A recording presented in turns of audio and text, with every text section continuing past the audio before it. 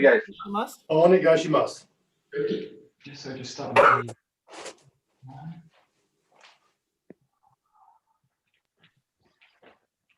and we'll work through the 5, but we'll do the same like we did on the Sunday. Just imagine you're kind of working with the head, so the center of the head.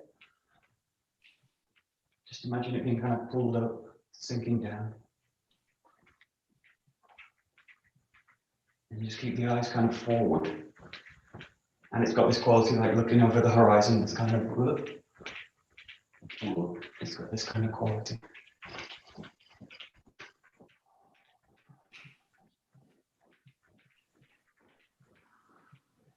And just increase it a little bit more. And just play a little bit with the position of the head. So ideally you want it kind of the head to be stacked through the spine, the neck into the spine.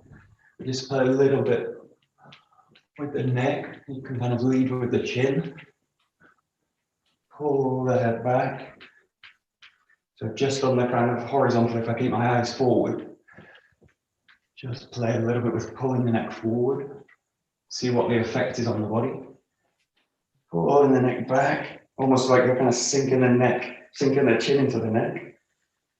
See what that does to the body. And then just try and release it and just let it sink into the neck as much as you can. Just get it kind of stable, sitting on there. And do the same thing very lightly, just left.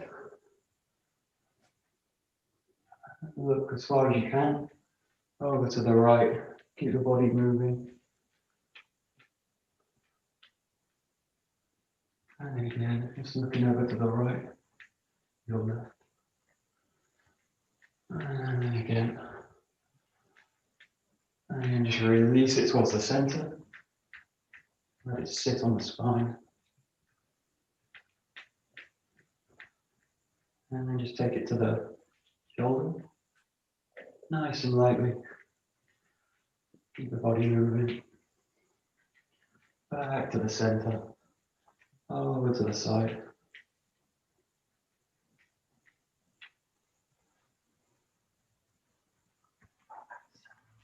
And then back.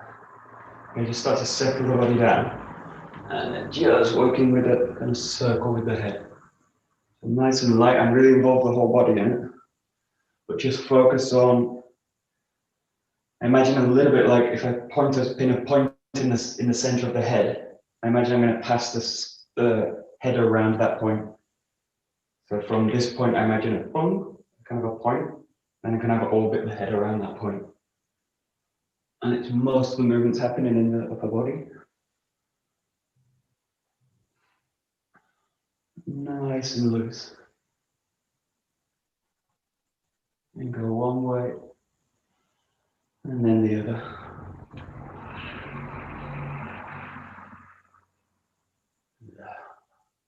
And just play a little bit with kind of the figure of 8. Very light. Again, let the whole body move with it, even though the focus is moving from the head. Back to the center. And we just go to the front and the back. So nice and loose. Again, just shifting the center of the movement down into the middle of the chest. And just imagine you get pulled forward, pulled back. Forward, pulled back. And just let the arms go with it. And because this is now much more about balance, you'll probably feel the feet start to kind of activate a bit more.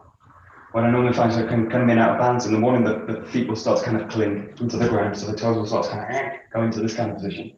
And as I go to the back, the body just kind of fall over the heels. So just play with this more and more, and just feel the body can start to release through the feet.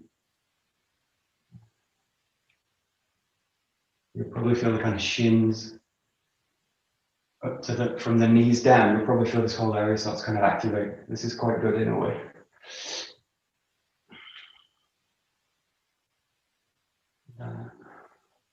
And just play with widening the stance a little bit, and then just kind of activating a little bit more of the body. But still imagine that the chest is going to create the movement. And just involve the arms a little bit more, drawing them out, letting them come back, opening it out.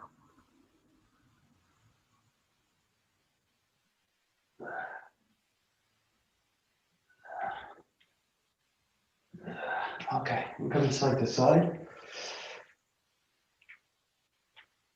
And really, again, trying to shift the center of the movement down. Now it's in this kind of band, lower ribs, the kind of diaphragm, this kind of area. You can just feel that that area of the body really is creating the movement. Oh, that's someone in. Ah, it's Serena. So, that's it. And just play a little bit with this, like a small movement. And I imagine this is like a kind of, like there's a little ball in the center of this part of the body, like a pinball. And I imagine a little bit trying to move the ball. So I'm kind of press it against the rib cage.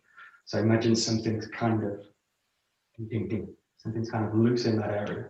And I'm trying to move it, which is quite a kind of, it's a bit more of a sharper movement. Just let the rest of the body be quite loose. And then just feel you can kind of pass that, you can do it from side to side. And then you can also kind of play with moving it around a little bit.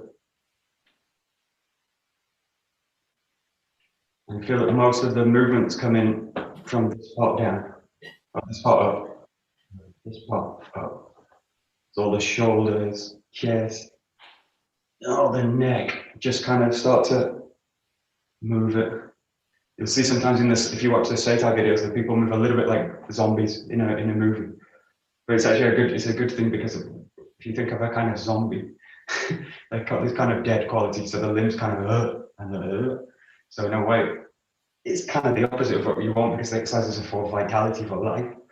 But this kind of way of moving the body, which is quite very loose, it's really the kind of way to work the body. There. There we go. Okay, and then just very lightly, keep the feet, first thing, actually just center the feet. So just let the feet now drop, let the weight drop into the heels, and then start to kind of very, very lightly swing. So don't think, in this case, don't think about this, think about just rotating through the hip. So very light, and I'm just thinking about kind of turning the carriage of the body. So think about the whole spine being extended, and just that. So just that movement's kind of isolated in the hip. Just so that you can kind of drop through. Just be really conscious now of the, because we're working the hip, now really think about the knee and the feet. So this kind of connection from the hip to the knee to the feet. And just really feel that all the time you're falling. The key thing is that the knees are constantly falling into the feet. They're dropping towards the toes. Just imagine something dropping through the feet. And then just start to increase the movement. Let the arms drop really to the side.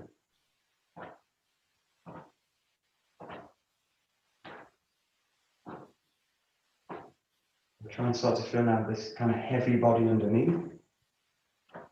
And really, really lengthen the spine. Hopefully the rib cage area is nice and free, expanded. Just there. And in this case, really listen to the knees. If you feel a kind of crunching against the knee, try and get much more feeling the hip, knee, foot. This kind of line runs through the body.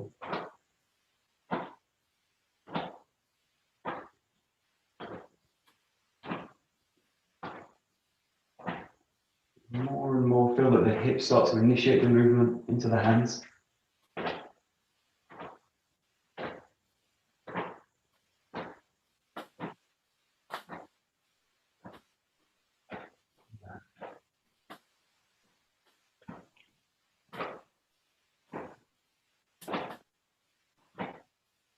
And what I want you to do is just work from the chest again, but work from now this kind of movement. So you can kind of work your way into this on one side. And just drop the movement down a little bit. Drop the movement down a little bit. You can do this in a way. You can do this like this. Done. It's a little bit kind of, in a way, it's a little bit active. So what I do is kind of a reset between it. Let it drop, come down. Oh, no, wrong. Done. Done. So I basically do one side. Let it drop. This one's normal, and then I drop it. This one's normal, and then I drop it. This one's normal, drop it. And then if you like, you can just change the side. Like a kind of normal one side, and I drop the other one. Again, just listen to the knees, especially. You do this,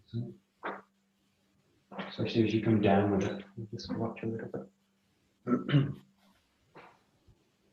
That's it.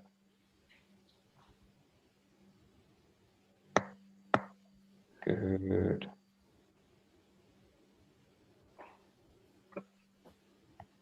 Nice.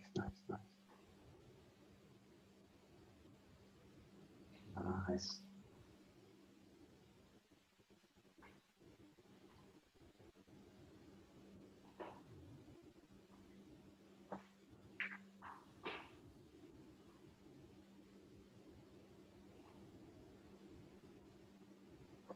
Okay.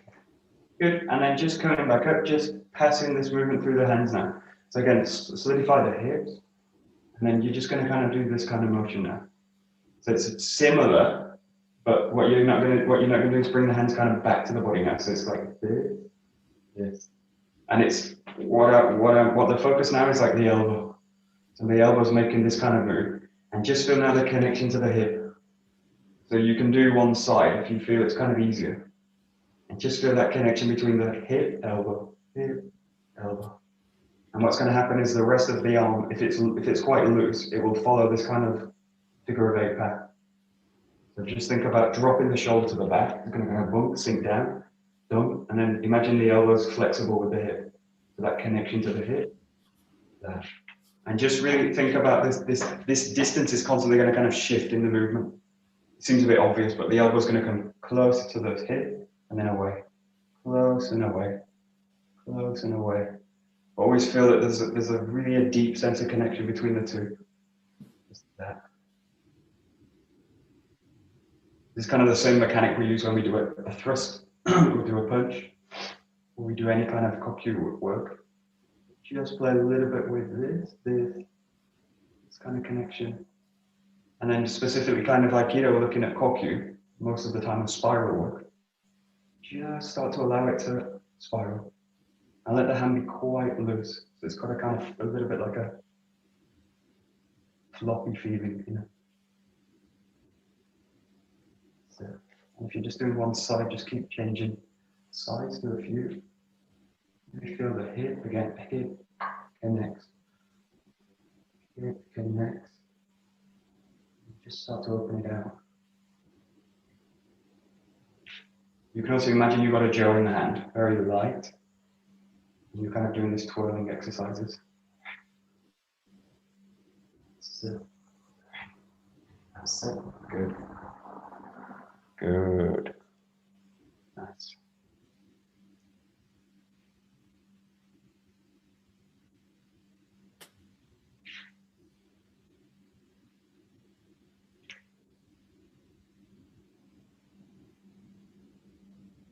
And then just imagine if you're not doing both, just go to both. And you're basically going to pass one out, one's going to come back, and you're going to pass it out. So it's like really doing like a thrusting.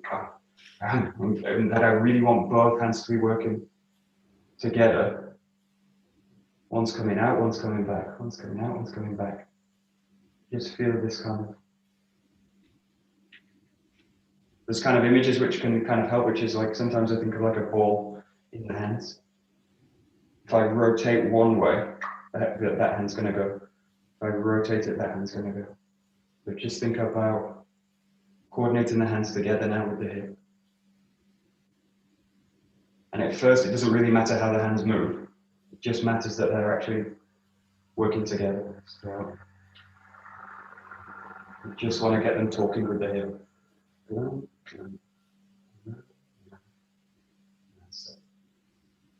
And the more you feel connected to it, the more you can start to kind of increase it. And you can start to make the handwork a bit more complicated, working with spirals from the forearm, all the time letting the body sink and the hip initiate. And this is quite easy in a way to do soft. So like, not to do lightly, to do kind of, but in a way, I think of like someone in front of me also, and I'm kind of pushing them away. Yeah. Yeah. So I think about kind of swatting the hands, or imagine hands coming towards you. I'm going to kind of not block them, but just pass my weight through the arm. Think about these kind of things. It might give you a bit more feeling of heaviness from the body. But also, it needs to be flexible, but it needs to be effective as well. So you're using the full weight of the body. And just play with it a little bit.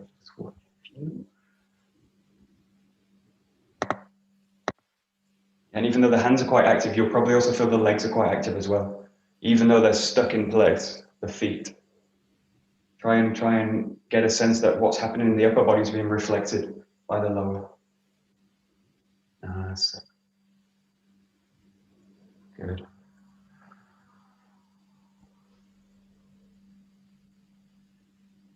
Good. This is a kind of static, so imagine someone in front of me trying to kind of reach into the body and kind of stopping them from doing it, protecting the center line. Now imagine that person's in movement, so although don't think about moving in hammy, but just think about moving the body, moving the carriage of the body, and then they're going to come in, and this is kind of constant, so I just want you to constantly move the body, and I just really feel a kind of heaviness in the arm, so there's a kind of this kind of quality, and just so you can kind of move. And now really be aware of the footwork. So don't worry about hand-me, all these kind of things, but just worry about basically the contact between the foot, the hand. So do quite simple steps. And in a way that this exercise you can do with one person. And I can do the exercise quite frontal in a way. So in this case, you can also just have the hip kind of square on. A little bit like a kind of judo stance or a kind of free posture in a way, not necessarily working in hammy. You will probably find your body will automatically go into hammy because we trained it so much. You'll probably start to go into hammy, just as long as I can make that connection clear. And then just challenge yourself a little bit, use rotations. If I can all the time keep that kind of heaviness in the arm, just take it wherever you like. Let the body drop. Also really increase the movement, so you're kind of dropping through the knees, make it lower. All right. This kind of thing. Let's just watch. Nice. Nice.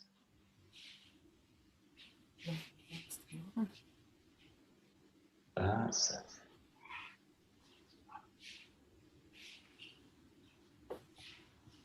Okay. Yeah, and the big problem you can do. I do this with a lot of the time in the kids class. So I get the kids or a group of kids to just come and kind of touch, just come and touch like this, and then you've got to basically move and block them and stop them from making contact on the body.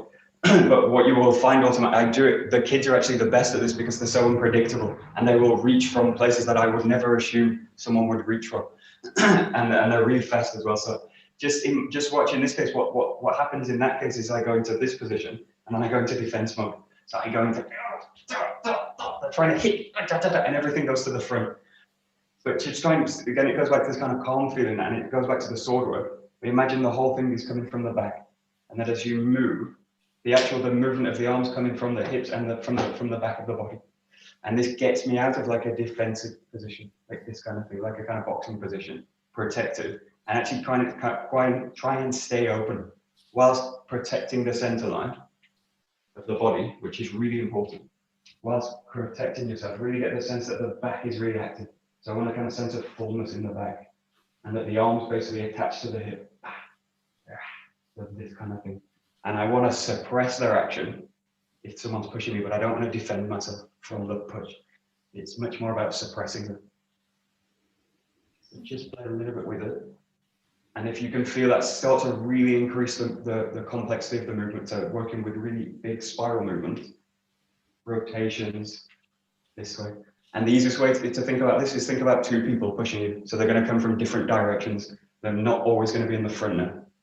So just think about, you've got to defend, rotate towards the center line and protect. Defend, rotate, protect. Quite a strange exercise to do in solo, but you can actually access it. There. The main thing is this connection, arms, heavy feeling. Just exploring the body a little bit. Nice. That's it. Okay, good. Great.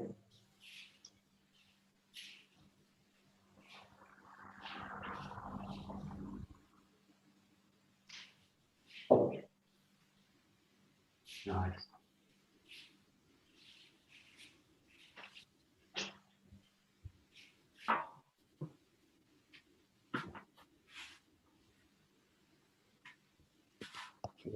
Okay, and this is just to get a bit more movement in the legs. Just think about now, you can work with like an Irimi Tenkan movement, so really kind of rolling in, doing this kind of movement. And think about one point of contact now. So if you imagine how I'm going to kind of come in and meet the person, and then just, you can think about these movements like Irimi, Nage, Ikkyo, all these kind of movements. They work on the same kind of idea of coming in with a quite heavy contact and then pressing it out. Don't think about kind of doing the technique part, but just think about kind of sliding through the contact and then rolling it out. So, and really in this case, we normally do kind of the techniques a lot of the time like in this kind of area, like this, but think that there's a lot of the time in techniques when we come into these kind of places, all these kind of places. So just open the body up a little bit and especially open the hips out now. So coming down to the ground, these kind of movements. So you can think about kotegaeshi, you can think about a not so good Irimi Nage. So these kind of movements where you come down like this. Actually, there's a good Irimi Nage. If you think of coming to the back and just pressing the person through the ground. So, but basically going to kind of squat positions in a simple way. You come into kind of a little bit more squatting positions. And again, really try and keep that kind of heaviness and fluidity in the arms. Suppleness is the best way. Try and be supple. This kind of movement. Just increase the complexity a little bit. That's it. Nice. Ah. Catherine, you've gone all glittery. It looks great. Keep going. It looks great. It looks great. You look like you're in chainmail. It looks great. Really great. I want some chainmail.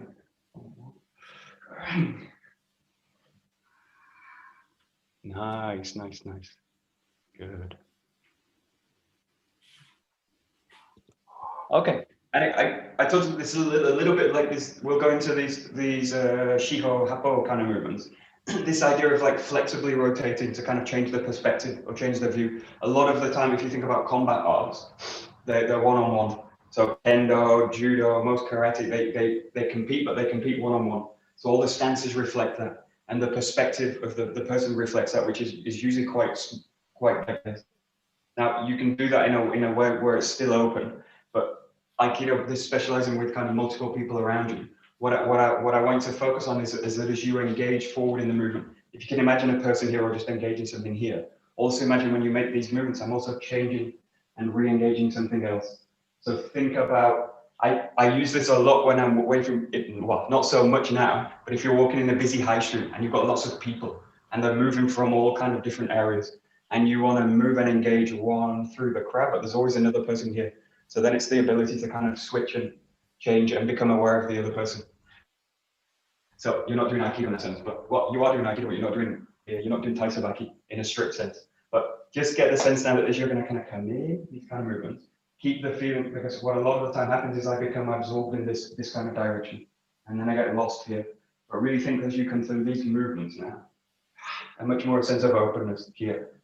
Coming in, and just imagine that you can kind of continue the contact anywhere. So just work with basically coming in, come into a direction and then feel that you can actually go anywhere through the movement. It's very flexible now, nice and free.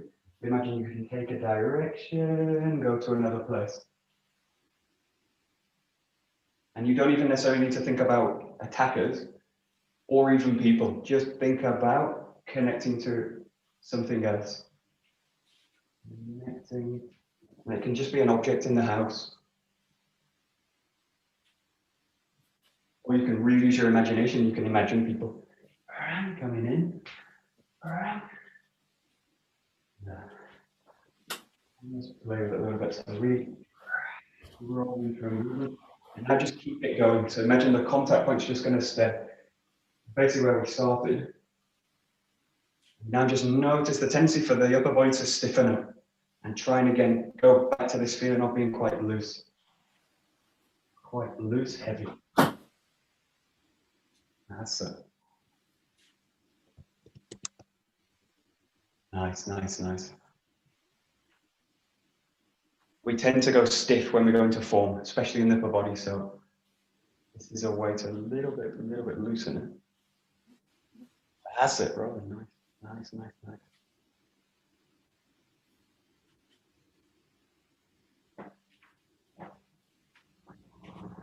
Nice.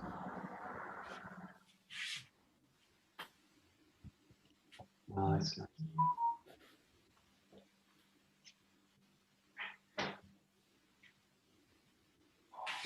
Okay, so we're going to Tana Henko. We'll do it from a kind of moving position. So I sometimes do this in the dojo when we get kind of stuck a little bit in the form and the practice. So just kind of move the body around again, kind of establish a vertical. Let the feet just kind of press into the ground.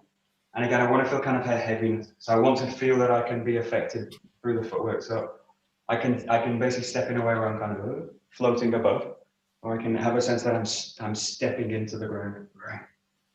Right. So I'm using the feet like kind of feelers, like a kind of insect. And then just as you feel it, go into Tana and go straight in. Hold the position 2-3 seconds, and then just come out of it. Back to movement. Just being really conscious of the body, the weight. And then just as you feel it, just reach out, find the Tana and go. And then come back. Nice and easy. Again, really try and access the back of the body through the movement. And the slower the better. Slow in, slow out.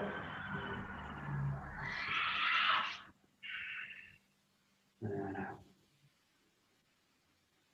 That's it. That's it.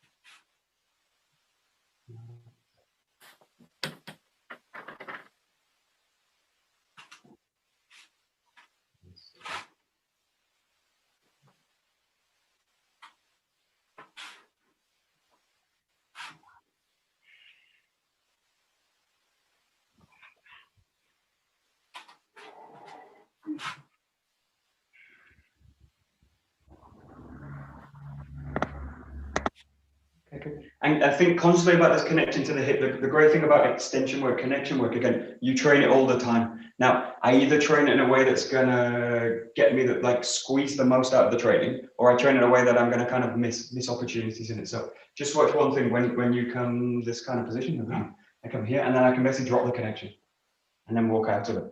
Now that's okay because you've got a very clear distinction between the form and the relaxation, but trying in a way, we talk about like blurring the movement, blurring the qualities of the feeling. So in this case, think that you come into the Tana Henko here, and then that heaviness that's in the arm basically stays. Even though I'm dropping them down to the side, that heaviness is always there. So what I want is a quality, rather than going from stiff to relax, think about going heavy all the time. Heavy. So the arms are constantly heavy. Even though I don't want them to be stiff at all. They are stiff anyway, but I don't want them to be stiff. I want them to be heavy. Heavy. I think of wearing like a jacket that's like soaking wet, full of rain. So the body's got to kind of everything's dragging down. It's got this kind of quality. So everything's kind of falling down. Just see if you can get this kind of feeling. And that's being trained all the time.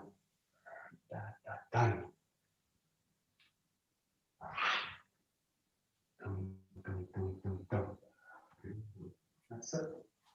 So good. And then just basically try going from the tiny henko straight into another. So you come here, in, there. So you're basically cutting down the space we're going to walk. So you've got the tiny henko. You're going to release it, walk out of it, and then come into the next one. Release it, walk out of it, come into the next one. So you've got now a constant sense of rotating. Release it, keep the heaviness, off a go. Release it, off a go. Release it, off a go. Again, keeping all the time the sense of heaviness, heavy body. Okay. That's it, nice. Good. That's it.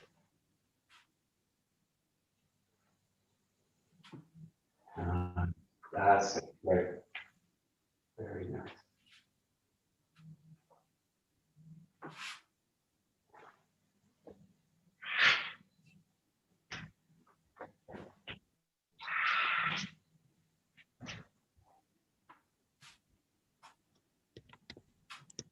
Okay, good. And last one. If you know the Kina Nagari exercises, so you've got Kina Nagari, you've got the basic and come in, boom, boom.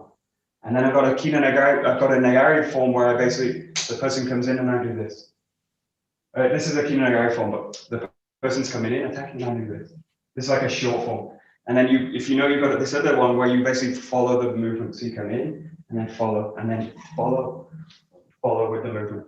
Now this is a really difficult, it's almost, I can't actually do it, so I never teach it. So it's the rare occasion where I can catch the feeling, I'll teach it, but it's very rare. So in this case, you can do it solo because it's actually, the problem's actually the blend coming in. So just feel that you rotate in, and rather than pulling the body back like this, what you're gonna do is follow the motion forward. So if you imagine something coming towards you, what I'm gonna do is join that movement and then come in this way, yeah. So just see if you can basically catch this movement, and then follow it. This, and it's as if I've got like a tray or something, and I'm offering it, turning it, and then rotating with it. And then just rotate as much as you can with the arm. So, and if you can catch it, you can really rotate anywhere you like, especially with no partner. Doesn't actually matter, but yeah. I'm going to kind of pull the hip through. Right, and you've got this position.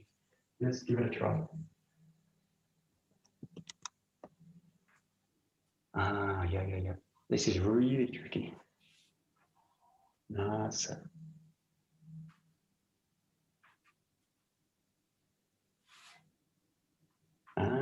Good.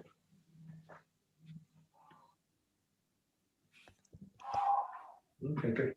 So there's a really great video with Saito Sensei, and he's practiced. I think it's in California or San Francisco. He's in one of these towns, and he shows this technique. And basically, if you go in a way like this, and then I pull the body, the person basically just gets pulled around, and then they go right in front of you, and they're just going to end up in an encounter. Not that anyone would do this, but they're just going to come around, and you basically re-engage them. So the feeling you want in this case is like this side of the body engages, passes through, and then I hold it. So I hold the person in this side, which basically means this hip is constantly connecting to them. So I'm basically, what I'm thinking about, and this is blocking the person from coming to the front. So I'm trying to nullify their actions. They're trying to move and get around to strike, and I'm basically following that motion. So I'm basically neutralizing what their action is. So they're trying to actively come around to re-engage, and I'm constantly just sticking to the back. You can do this with kids, it's really annoying for them because they're trying to get to the front of you and you just stick to the back. It's like this. It's actually a really annoying exercise, and it actually works. If you can catch it, it works. But just keep this feeling that you engage constantly. Pick the side, the hand, and constantly engage that hip to the hand. So again, it's this contact hip to hand, down. And it's very tricky now because you've got a very complex rotation happening in the body. Very, very tricky and quite unorthodox. It's not really basic. That's it. Good. Also works with rugby really well. Yeah. Good. That's it. And it's always the case when we make it more complex, we go back to these kind of old patterns. So for me, what I see when I do this, when I watch myself do it, is like this. It becomes small in front, heavy. So again, really try and access the back of the body. This, and the heavy hip. And try and get something which is quite, even though it's engaged down, get a sense that you're really, again, engaged from the back. To the back, and imagine the back of the body's pressing through. Something like this. So more back. Think about a big, wide, heavy back, kind of pushing through it. That's it. Nice. Good. You got it. Wow. That's it. Nice. Very nice. Very nice.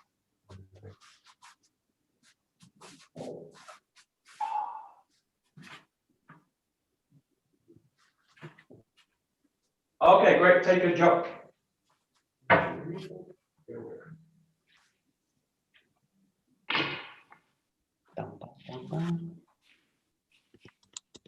There you go. Okay, cool. Okay, so we've not done a lot of jump recently. We've done a lot of walking work. So just to get back into it, just come straight into the position. Really find the kamae, and just do about 8 or 10 on one side. Here, thrust through, come back. Thrust through, come back. And really take your time pulling back, engaging forward, pulling back, engaging forward. About 8, 10, something like that, and then just change sides.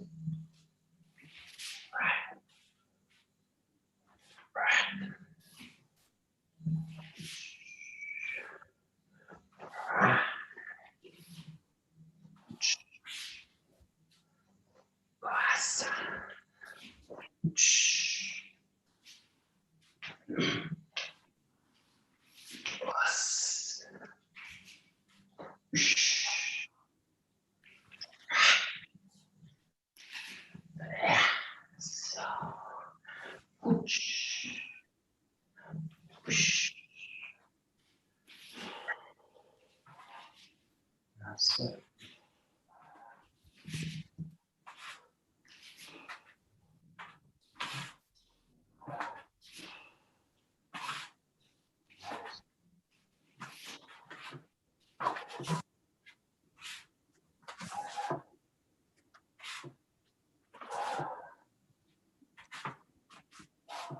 Okay, so it probably feels quite unrelated, and maybe it's quite difficult to kind of access this, but this for me, why I've been working a lot with the sworders is this kind of connection to the elbow. This is very clear in the Vulcan work. So this kind of sword work to the elbow, very clear. So in this case, you've got the same kind of idea, but it's a little bit more tricky. So just focus on the front arm as you kind of do it. So it's going to have this feeling like it's kind of draped onto the jaw.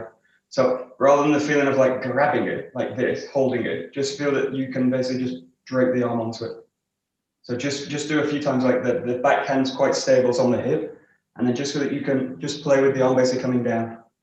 So I want to feel a little bit like I'm kind of doing a karate chop, right, onto the right, this kind of feeling, and then I just want to kind of drape the hand onto the jaw.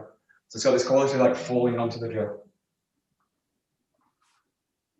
And it's got something heavy. It's got a really heavy quality.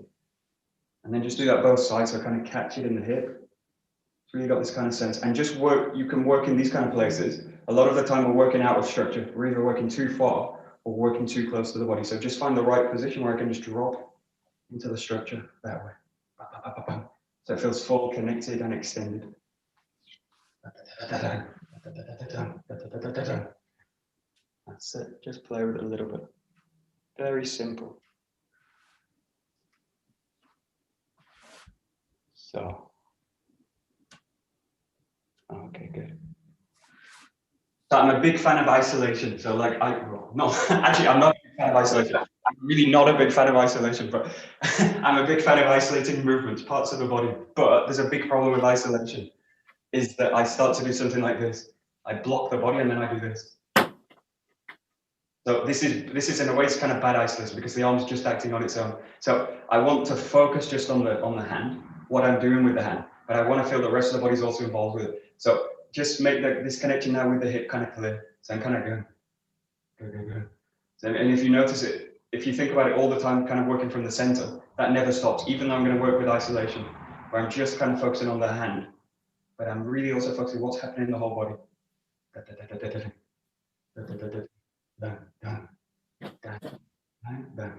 Feel what happens with the whole body, especially the right side or the front hip, the front hand.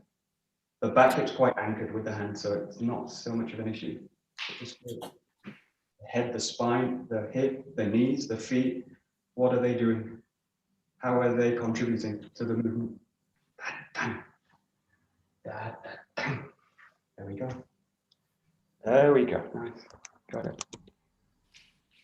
A really, really simple exercise, but all the time involved in this kind of center to periphery, heavy, relaxed upper body, all the time.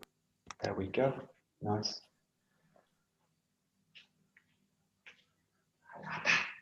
Okay, and then just do the same thing. You're going to work in a little bit more active, just coming into the kamae. And then just feel that you can kind of catch that feeling straight in. So this kind of feeling where I'm going straight into it. So you can work with what I usually do is like hold the jaw in the back. This foot's quite firm, the side that I'm going to point forward. And then I just kind of pull the back, find the hand. Bam, this kind of feel. So it's really a sense of like engaging the whole body. This. And then really feel this is totally engaged. And I really feel like a kind of a tight spring. And I'm ready to kind of release it. So just work with left side, right side. You need the jaw in the back hand. This opposite foot's quite stable, and then just walk into it. You just feel everything's going to slot into place again. Hip, feet, hand, neck, head, everything's going to kind of switch on.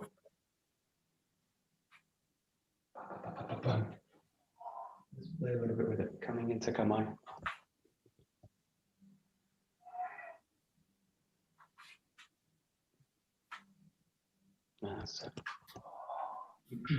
And the main qualities of feeling this is, again, is this heaviness, but is also a sense of fullness, to be really full and expanded. So we have a tendency to kind of be full in the movement, and then we'll come back to kamae empty.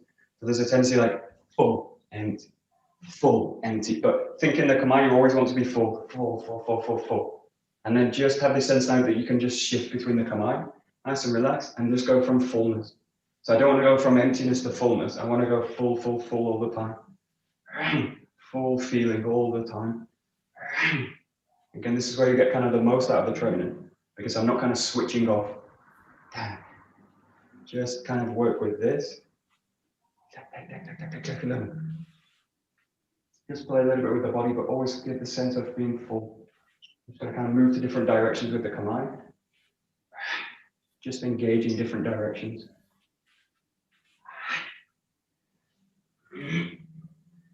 And full also means supple as well, so try and really keep a sense of suppleness. That's it. Nice, nice, nice. Good. That's it.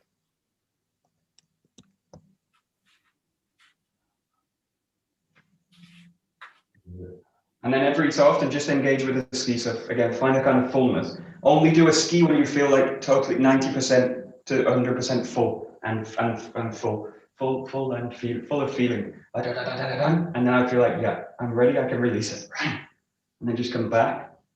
Do whatever you need to just to get the feeling of full. But if I feel kind of empty, I'll go somewhere else. No, I go somewhere else. Now. Really find those, try and pinpoint those moments when you will feel totally full, totally connected. About 90%, and then I get 90%, I'll go. Anything below, I'll not go. So just drop it. Full, no. Engaged, go. And really try and find when you're actually connected, actually engaged. Then go. If you can catch that all the time, incredible. I can't do it, but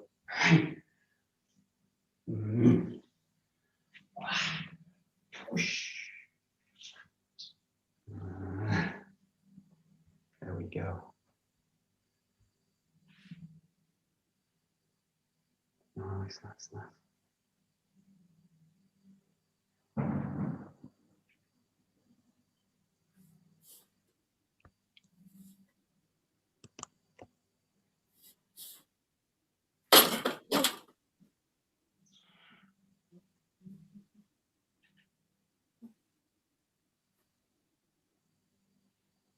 That's it, nice.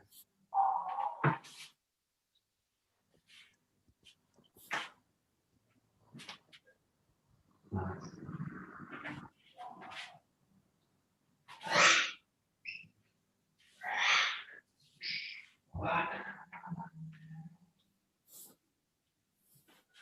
Nice, nice, nice.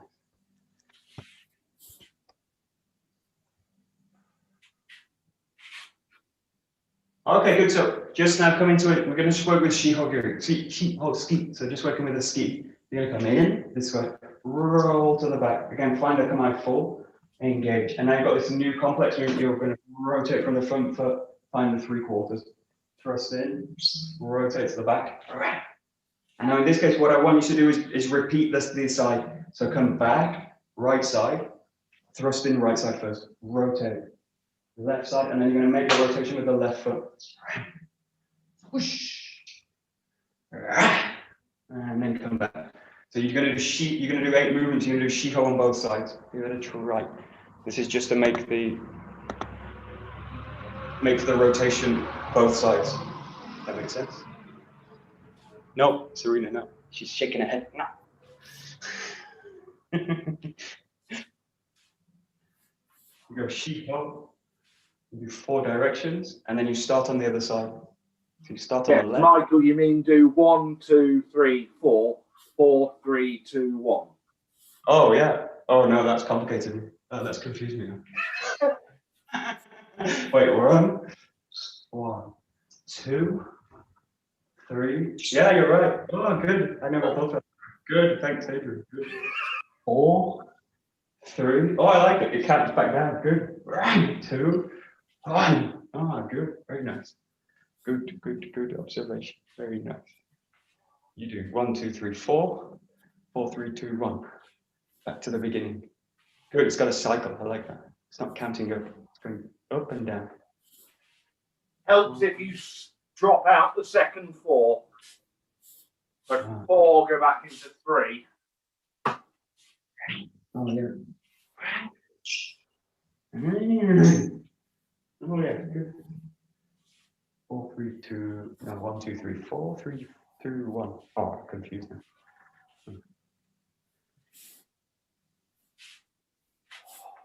Nice, nice, nice. Okay, forget about the numbers and forget about the kind of count to it, and just focus now on this rotation. Just this kind of rotation. So I just want you to think again, just go back to a little bit of movement. Feel that you find a full position first. So get to stillness, and then feel that you can something's towards the back. And I can't rotate this way. Just feel that this way is blocked. And then I go this way. Come into it. And then just go back into movement. Do whatever you need to do, kind of loosen off. And then feel that you can fully engage again in the kamae. Feel that, and then feel that you can just feel something behind. There's a kind of pressure behind. In this case, it's the TV. The TV. I need to engage the TV. And then come back out of it. So just feel it move around, and you're just using this movement that we do in 3 and 3 in the hapa or the shiho. So just kind of engage fully, and then let the body all rotate in. And find the kamae. Just isolating that. Connect that 3/4 rotation.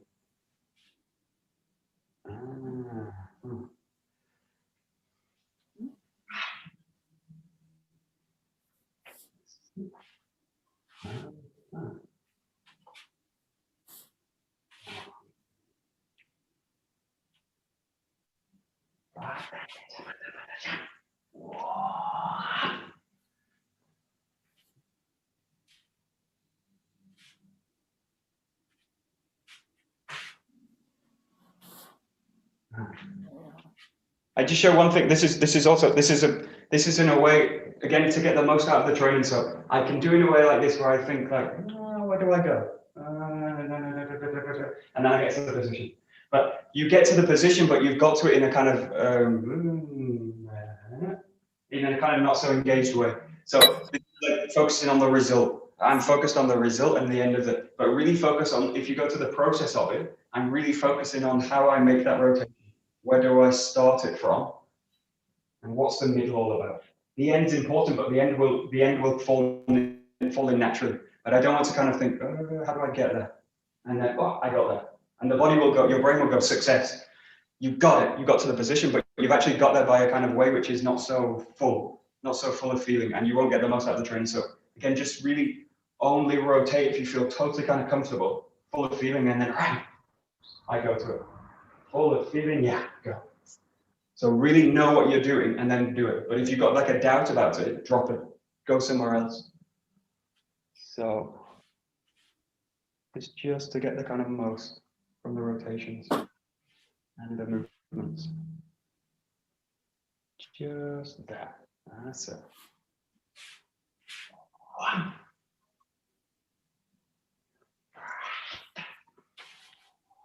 Whoosh.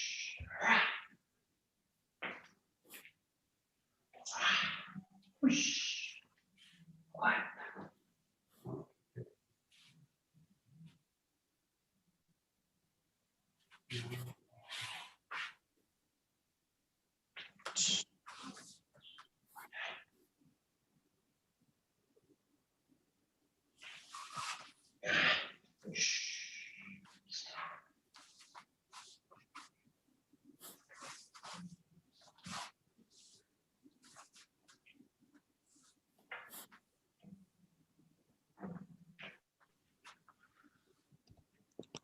Okay, we're going to do this method because this is a really way to kind of extend the training a little bit more, get the most out of it. You know, when we do this kind of Ken exercises, we do it, there's a kind of formal way you kind of come forward, come down, draw the sword, drop it down, all these kind of exercises you can do with the Ken. You can also do these with the Jo, but I'm not going to do the formal kind of set for this. So I'm just going to do it in a way, kind of natural way. I want you to start in a position like this. I want you to engage with the Jo forward. Down. I'm going to do it here. You're going to drop down. Place the Jo into the ground. Release it. Come back up. Forget about the Jo. Forget about the connection to the Jo. But it's still there. Drop it. Walk in towards it when you feel ready. And then really feel you're going to engage fully with the Jo. Take the Jo up. Here, and then go into the exercise. Do 3 or 4. When you feel you kind of run out of the concentration's gone, stop. And again, just run through this kind of cycle. I'm going to come down, drop the Jo, place it into the ground, disconnect from it with the hands, but not the feeling. Wait as long as you feel you need to. And then when I feel the kind of I'm going to go, the Jo. Connect in. And then start again.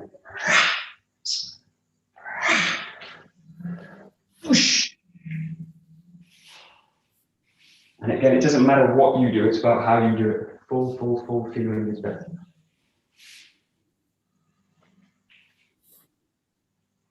This is also a really nice movement to do for the hips. Connects me to the ground. And it also gives me a kind of space with the connection work. Gives me kind of breathing room. And gather back up. And then engaging.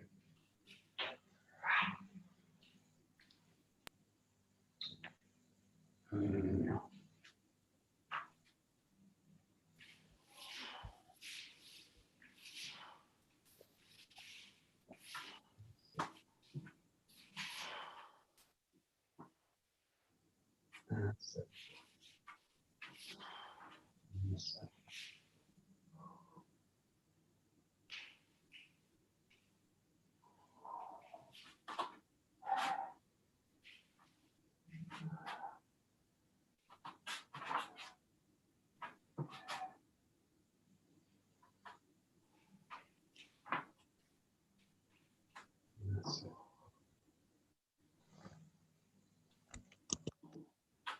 Okay, good. So we'll just finish with something a little bit different. We're going to the 6-count kata, just the last minute. But again, just don't follow the count. All of you know the movement anyway, so just come into the kata. Keep it basic or fluid. You can do it however you like, however you feel. But just come into it. 1, coming through the movement. Yeah, draw back, strike down, come back to the kata. Come back to the kamae this way. And just take your time between. Again, only go when you feel kind of 90% sure. I know what I'm going to do, the 6-count kata. I don't need to think about it. Connect, go.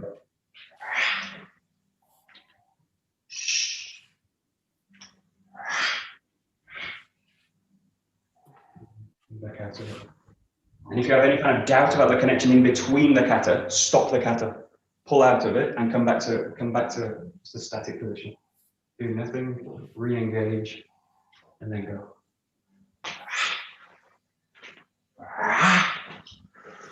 Whoosh. Back out of it. There we go. Great.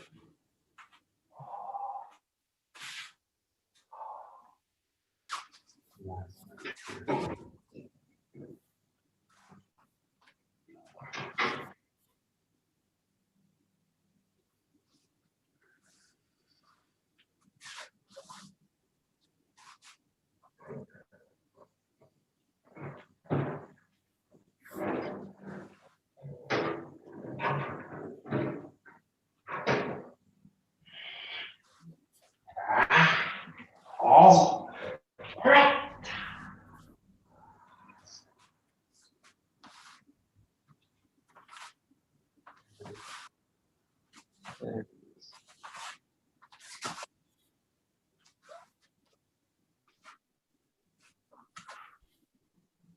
Okay, good. So we'll stop there, but this is a really great way to train. So I think if I'm doing like an hour of training, I will probably spend half of it doing nothing and just kind of. Now there's a way where a lot of us, I think when we solo train, me too, this is why I also kind of teaching these classes because it switches me on a bit more. We tend to do, in a way, solo training, I kind of do a couple of saburi, and then I think, oh, what else do I do? Maybe I get some, maybe check my phone, all these kind of things. So we get distracted all the time. So this, when you do nothing, is really, really doing nothing. So it's really trying to re-engage with the body there, and then go again.